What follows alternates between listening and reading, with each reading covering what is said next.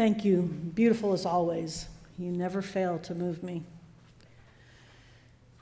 The opening words this morning are by the Reverend Dr. David Breeden, titled With Dirt on Our Hands.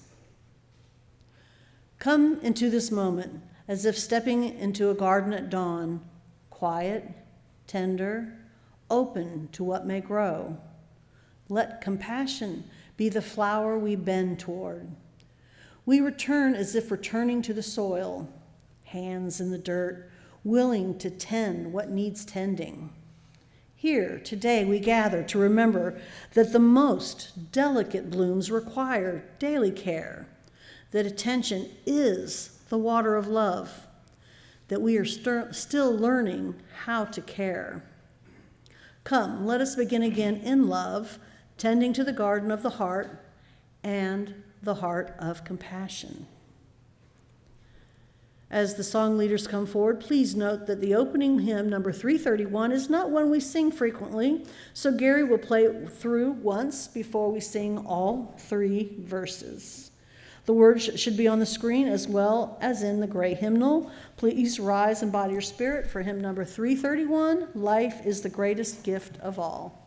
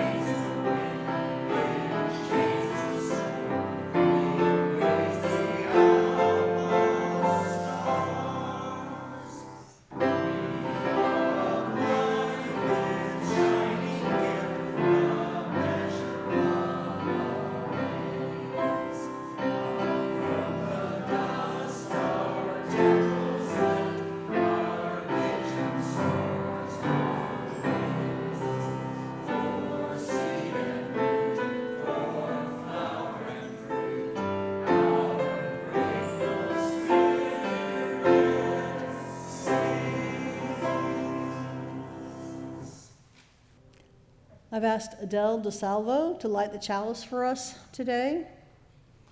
The reading, The Wisdom to Know, is by the Reverend Michelle Collins.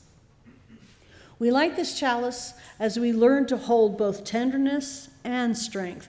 May this flame illuminate the wisdom to know when compassion calls us to offer comfort and when it demands courageous action. Thank you, Adele. Good morning again, and welcome old friends and new to BBUC. It's so good to see all of you here today. You are an essential part of our worship. Whether it's your first or your 51st Sunday in our midst, we are stronger because you are with us. We are one people of many beliefs, many origins, sexualities, and genders. We are all growing, all learning, all loved, just as you are. If this is your first time, we're so glad you found us, and we hope you stay and enjoy refreshments after the service. If you are interested in Unitarian Universalism, we offer free classes to explore our faith. The welcome table at the entrance is a good place to start, and getting a name tag helps us get to know you. Please feel free to speak with any member about BBUC. If they cannot answer your questions, they can point you to someone who can. Unitarian Universalism has no shared creed or doctrine. We won't tell you what you must believe. We never tell you there's one book, one path, or one way to religious truth. Instead, we will challenge you to discover how you find and make meaning for yourself, and we do this together in a supportive church community. We are a lay-led, autonomous congregation and a member of the Unitarian Universalist Association. You work democratically to govern our separate congregations. On the back of your order of service lists how our association articulates values we covenant to affirm and promote, with love as the power that holds the center together. We hope that when you worship with us, you find here questions that stretch you, people to befriend you, and liberal religious values that challenge you to join us in loving boldly, living justly, and welcoming radically. Inside our order of service, you'll find the Congregational covenant developed by our BBUC community. It should also be on the screen. Let us say it together. We covenant to engage one another with honesty, kindness, and respect, to value diversity, seek understanding of our differences, and practice gracious accountability with care, love, and empathy. We make these promises to those who are here and those yet to come, so that we may be a safe, welcoming, and beloved community of acceptance, learning, and transformation. Please rise if willing and able for the singing of the call to worship. The words are projected and in the order of service.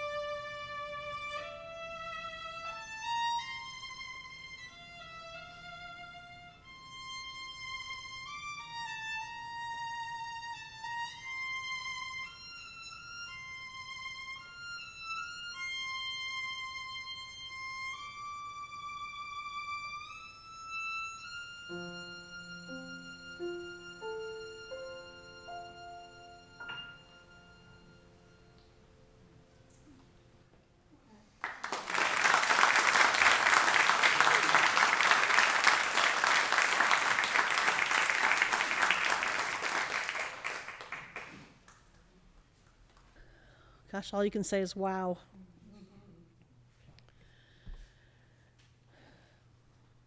Today's reading is also by the Reverend Michelle Collins. It's a prayer for cultivating compassion for oneself and for when it feels difficult.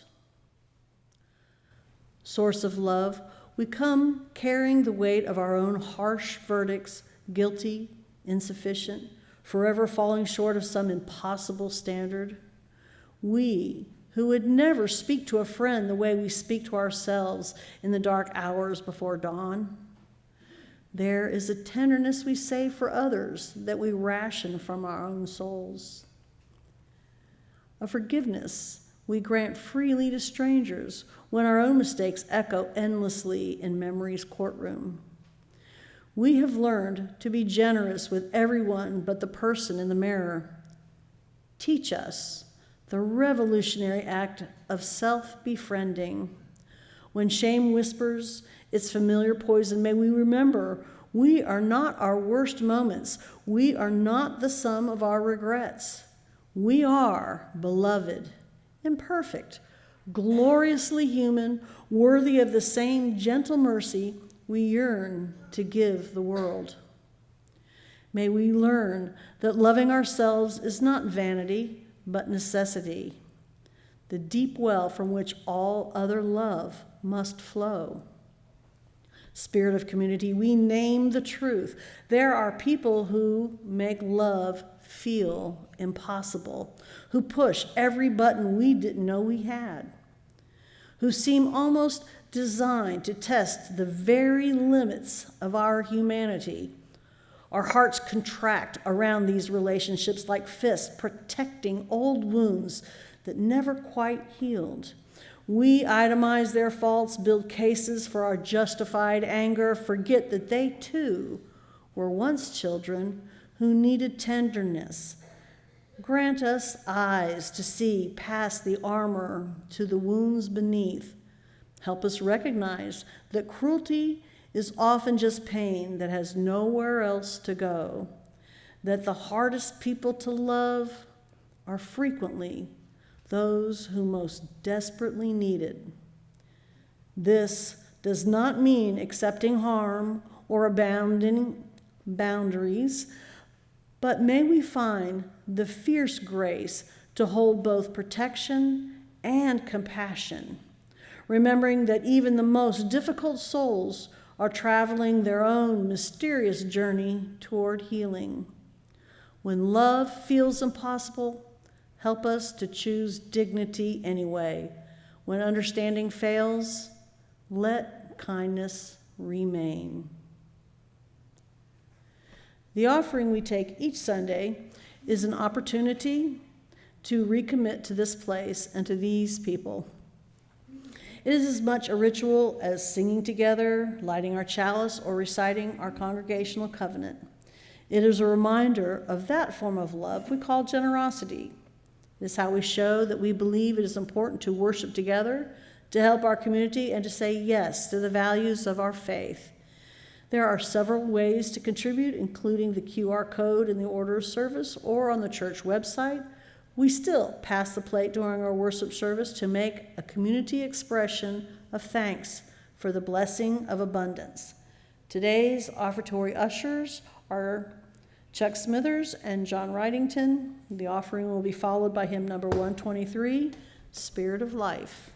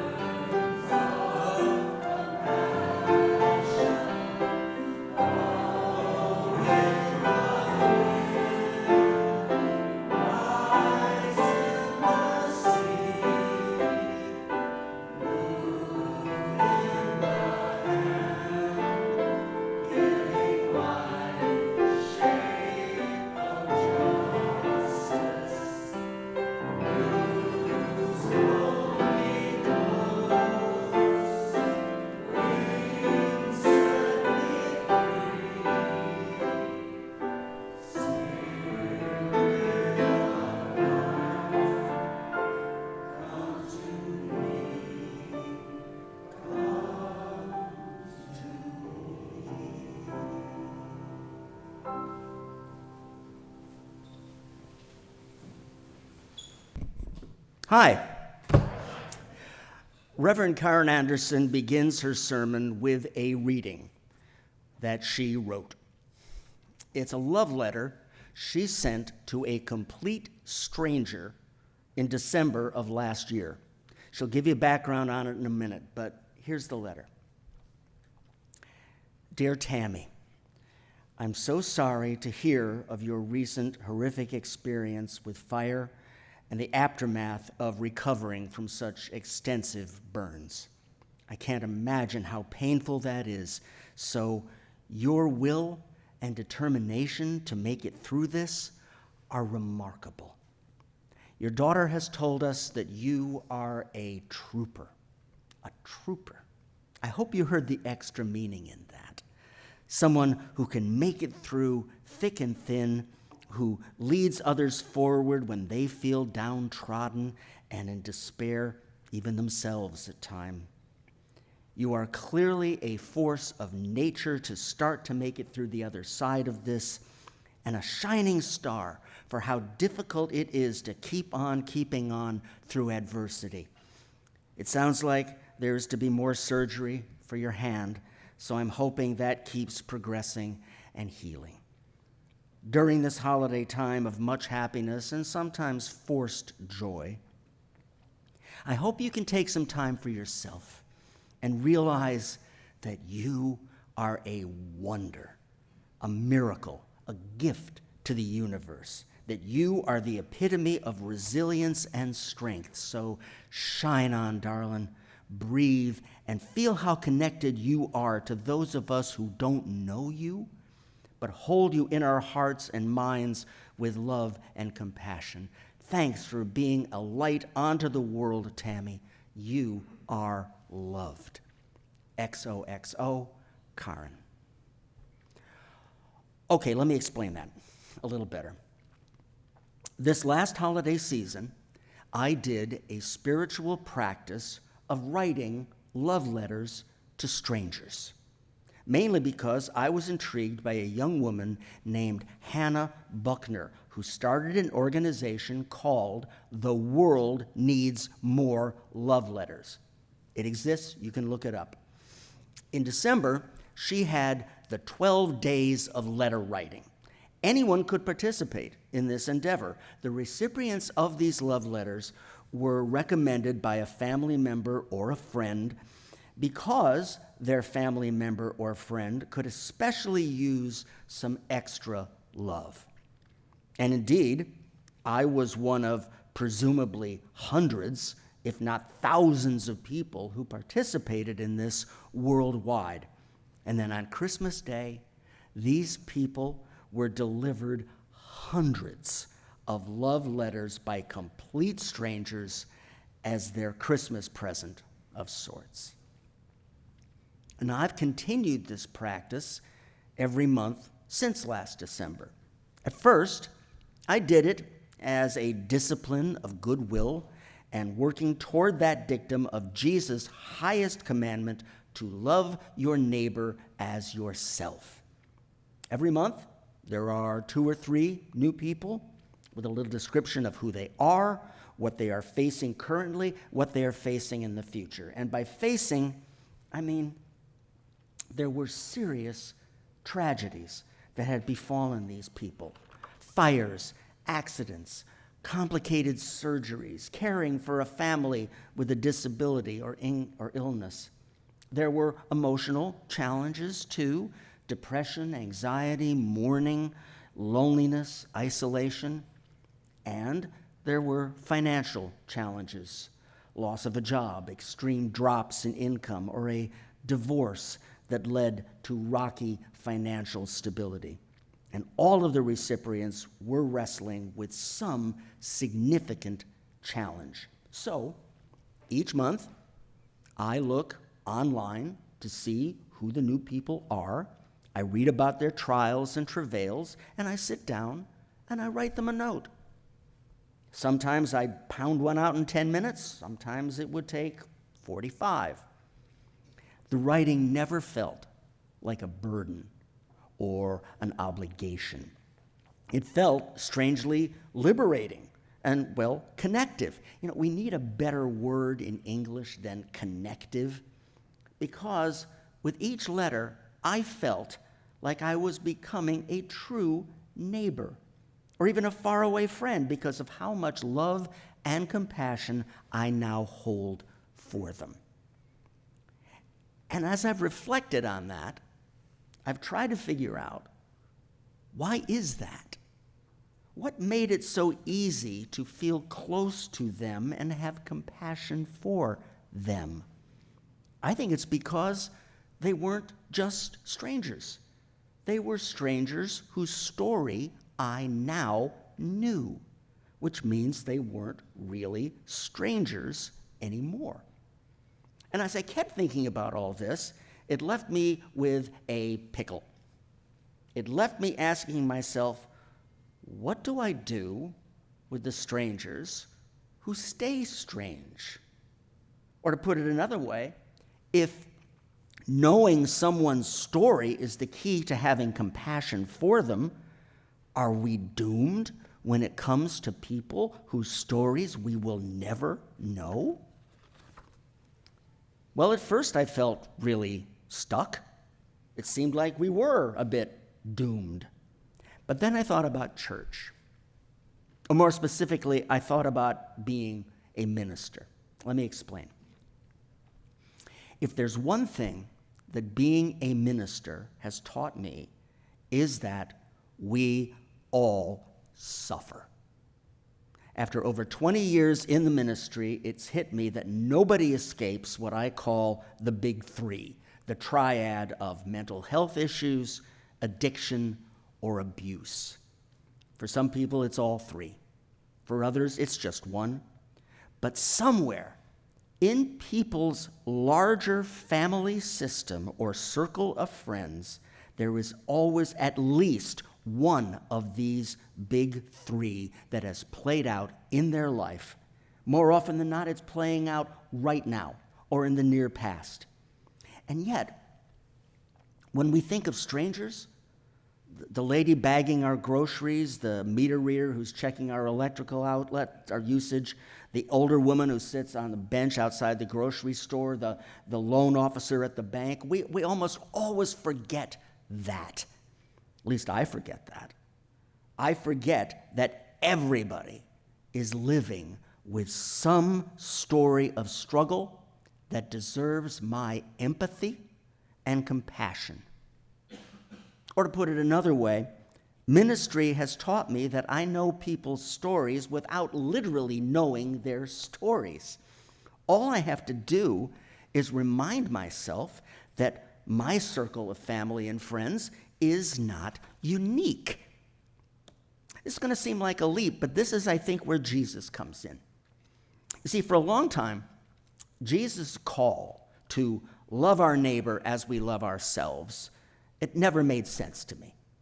It felt like an impossibility, like he was telling us to love in some kind of a superhuman way.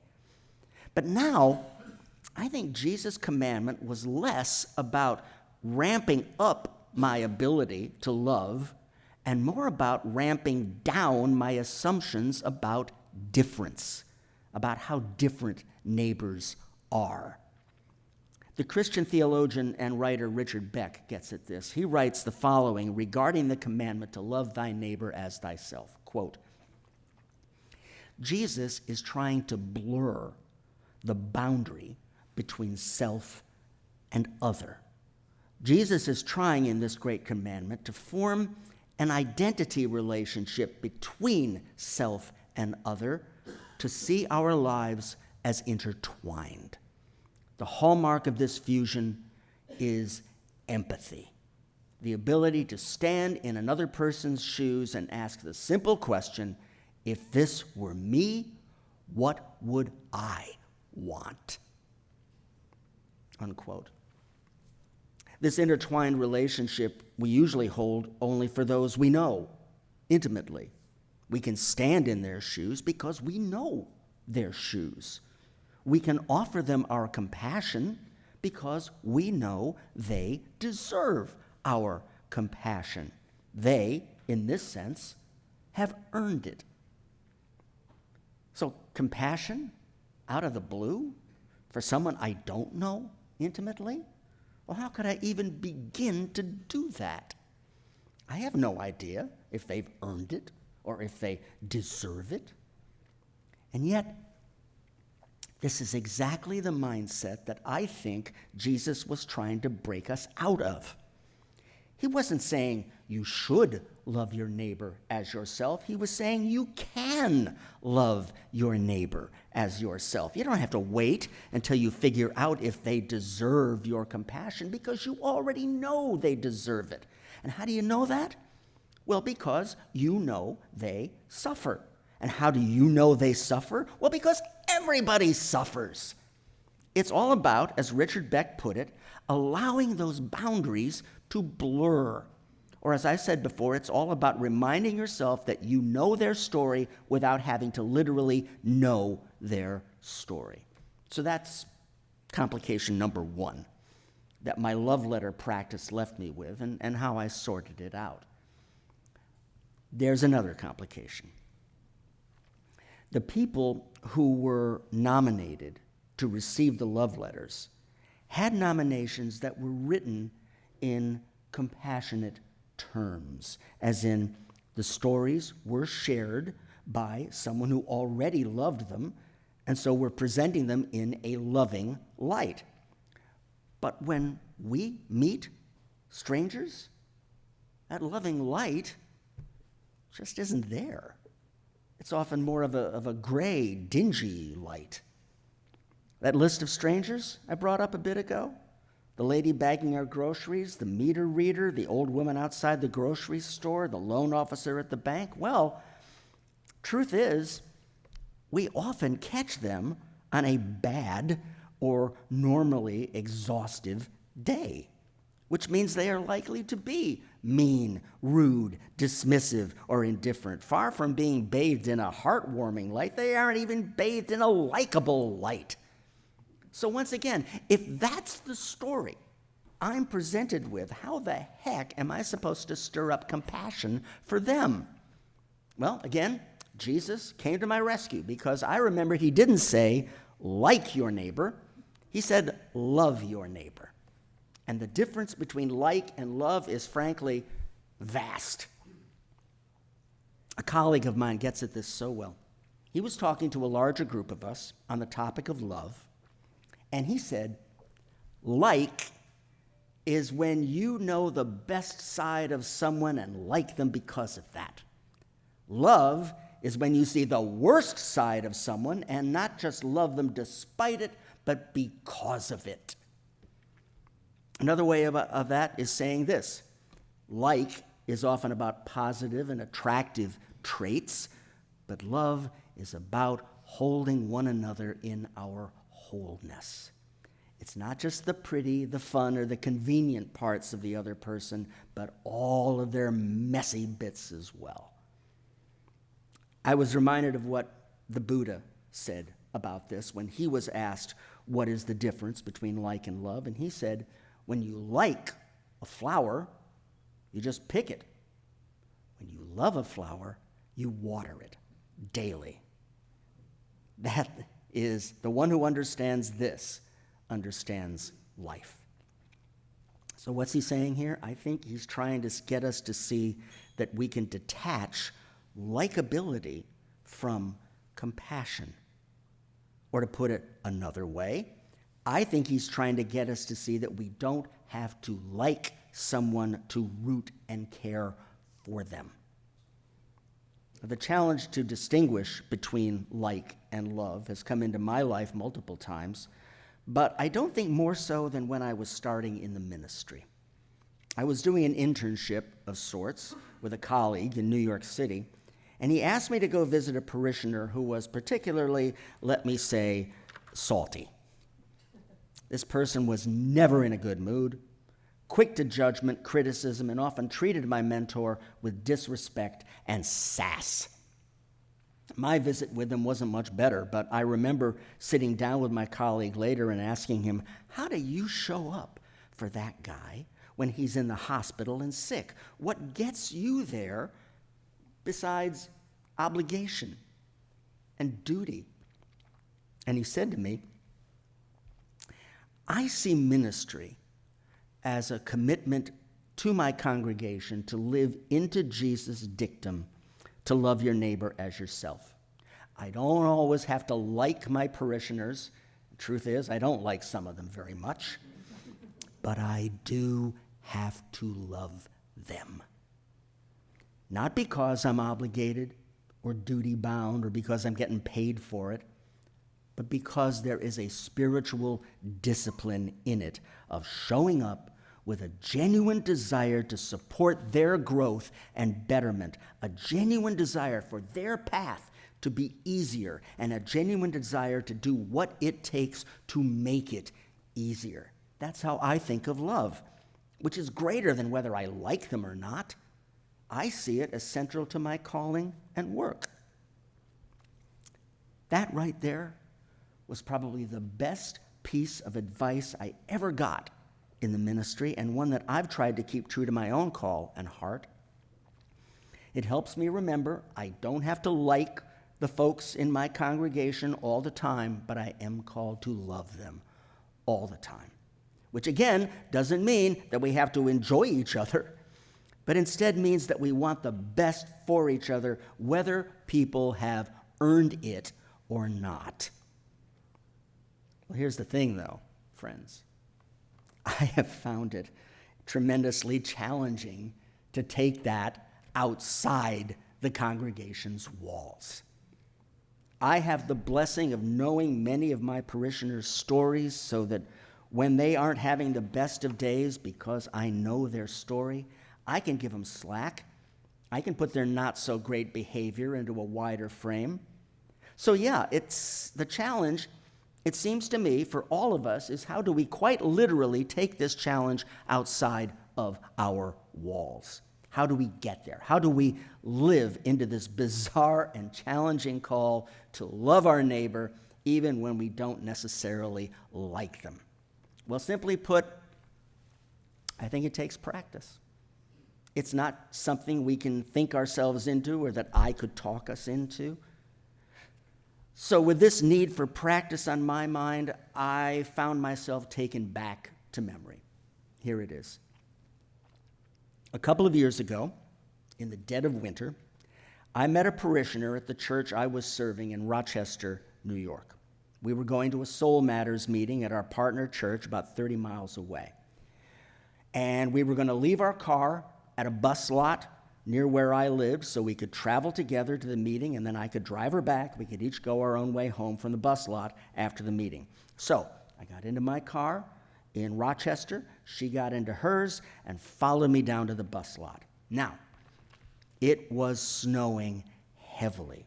The roads were getting sketchy, and the sky was filled with those big flakes that slap onto the windshield and take forever to melt. Trust her on this. The snow made visibility difficult, and the cars around us on the way down were slipping and sliding, so we were taking it slow, inching our way down to the bus lot. Now, I knew that the young woman behind me had been in a very serious car accident the year before with her sister. The car had flipped and rolled a few times. They were both lucky to be alive, much less walk away from the accident. And knowing that she had been in that crash, I'm in my car thinking, I hope this doesn't freak her out too much because the weather is awful and it's kind of freaking me out a little bit. It took us about 20 minutes longer to get to where we were going than normal. We arrived at the parking lot. She got out of her car, got into mine, and I turned on the seat warmer because I'm a very nice person. And then we started on our pilgrimage to the meeting. I pulled out of the parking lot, and she says to me, I just had the best experience of driving with the snow coming down and the moonlight making it seem like all the other drivers were in slow motion. And I'm following someone I love, someone who gives my life value. And I started looking at all the cars around me and thinking to myself, I don't know that person, but they could be one more person to love. They could be one more person to love. So I just smiled at each car and sent love their way. And I looked at her and I thought, who the hell are you? But holy cow, she meant it. It wasn't fake. And I thought, how transcendent to have that kind of open-heartedness. Like you have this space inside you that your heart can take on love over and over again, and it will never get full. It will never run out of room. It will never need or want to reject another. It was a beautiful image, and I almost said it out loud. Who the hell are you? Well, later that night, after I dropped her off, I drove for a couple of miles thinking about that first thought of her. Who the hell are you? And then I turned it on myself. Maybe, just maybe, that should be my practice every time I get in the car. That I think to each passerby, maybe that person is one more person to love. Friends, I think that can become our practice, not just while driving and not just on beautiful nights, but all the time. Let us remind ourselves, the world is full of people ready to be loved, ready to have a loving, benefit of the doubt story offered to them, a story that captures our compassion and in turn offers them our love. A story that doesn't present others as needing to be assessed of or worthy of our compassion or not, but instead as one more person we get to love. May that be our collective calling and challenge. May it be so. I love you. Reverend Kaaren Anderson, amen.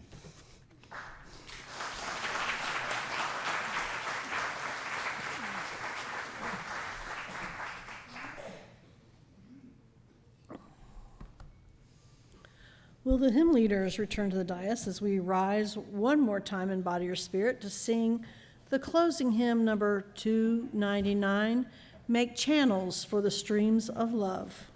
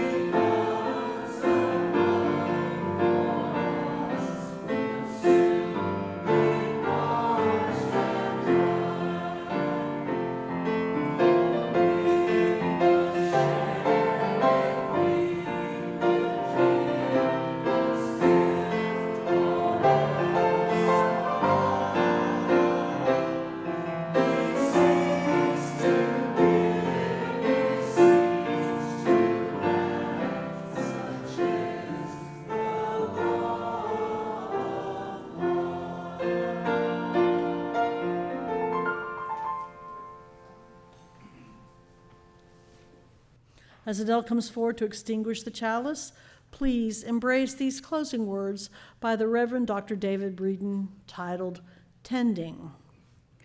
Spirit of compassion, named or nameless, within us and among us, teach us to tend to ourselves and to each other. May we tend to tenderness as patiently as seeds in spring.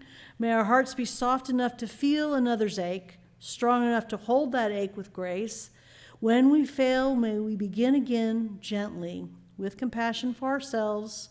May this be our hope and vow to practice love until it takes root.